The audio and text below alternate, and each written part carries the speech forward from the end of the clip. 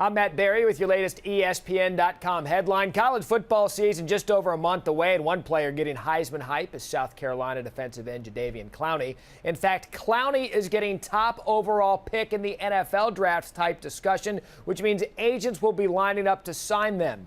One of them, newly formed Rock Nation Sports and Jay-Z. Clowney and Jay-Z have had contact, but was it illegal? For answers, we go to ESPN.com's national college football writer, Travis Haney. Travis, South Carolina's compliance department looked into this.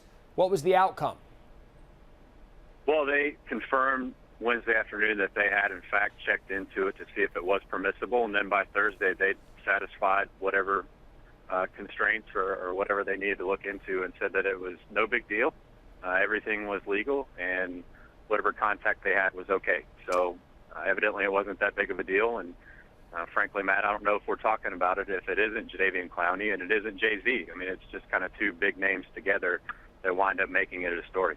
Okay, having said that, and you kind of alluded to the next question, with a player that has a profile this big, a name like Jay-Z, how important is it that Clowney stays away from these type of distractions to keep himself in South Carolina out of trouble?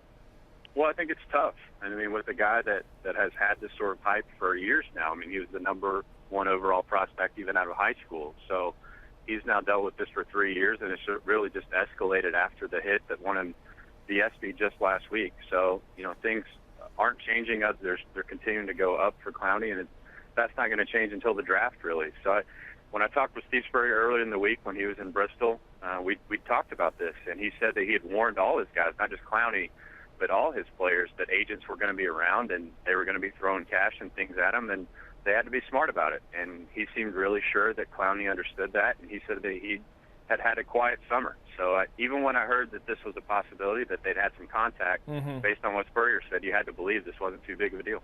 Now, Steve Spurrier has been around the block. He's had star players going back to his days at Florida and now again at South Carolina. Is his experience perfect for a guy like Clowney? What kind of role can Steve Spurrier play maybe as a mentor in this situation, knowing that everybody's going to want a piece of Jadeveon Clowney? Yeah, you and I both know Steve a little bit from being in that market. He's a laid-back guy. He's a straight shooter. And I think what I just said, that he tries to make his players aware of what's out there and just level with them and say, here's what's going to happen, and doesn't ignore the reality that there are agents, that there are people pulling on a lot of his players, not just someone as high-profile as Clowney. So I think awareness is a key part of it, and just being realistic and honest with his players. And it sounds like he's done that, and it sounds like so far, to this point, Clowney and the other guys are doing what they're supposed to do. Jadeveon Clowney in South Carolina coming off an 11-win season. Our national college football writer Travis Haney with the latest on Jadeveon and Jay-Z. For all of your college football news, keep it here on ESPN.com. I'm Matt Berry.